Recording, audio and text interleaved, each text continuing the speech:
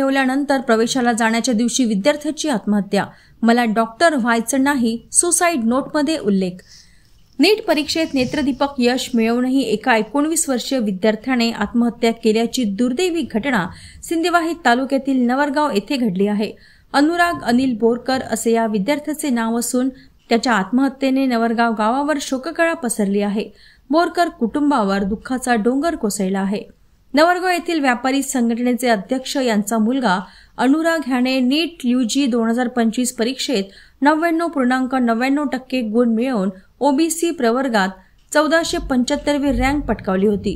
हे यश मिळाल्यानंतर त्याला उत्तर प्रदेशातील गोरखपूर येथील नामांकित वैद्यकीय महाविद्यालयात प्रवेश मिळणार होता। मंगळवारी पहाटे त्याला प्रवेशासाठी घरून निघायचे होते, मात्र पहाटे 4 वाजता जेव्हा त्याची आई त्याला उठवण्यासाठी गेली तेव्हा तो आपल्या खोलीत मृतावस्थेत आढळला। या घटनेची माहिती मिळताच सिंदेवाही पोलिसांनी तात्काळ घटनास्थळी धाव घेतली।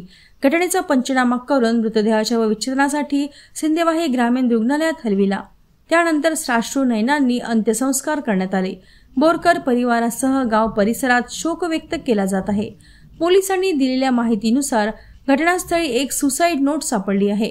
सिंदेवाही पोलीस स्टेशनचे ठाणेदार कांचन पांडे यांनी सांगितले की या सुसाईड नोटमध्ये मला डॉक्टर व्हायचं नाही असे लिहिलेले आहे। यावरून शैक्षणिक आणि करिअरच्या दबावामुळेच अनुरागने हे टोकाचे पाऊल उचलल्याचा पोलिसांचा प्राथमिक अंदाज आहे असे सांगितले। एका यशस्वी विद्यार्थ्याने असे टोकाचे पाऊल उचलल्यामुळे समाजात हळहळ व्यक्त होत आहे।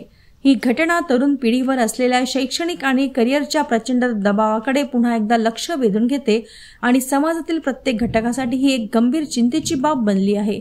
घटनेचा पुढील तपास सिंदेवाही पोलीस करीत आहेत। आज सकाळी 4 वाजता नवरगाव येथील अनिल बोरकर यांचा मुलगा अनुराग बोरकर वय 19 वर्ष याने गळफास लावून आत्महत्या केली अशी माहिती मिळाल्यानंतर मार्ग दाखल करण्यात आलेला आहे पोलीस स्टेशन सिंदेवाही येथे आणि चौकशी सुरू आहे। यामध्ये अनुराग बोरकर याने एक सुसाईड नोटसुद्धा घटनास्थळावरून मिळालेली आहे।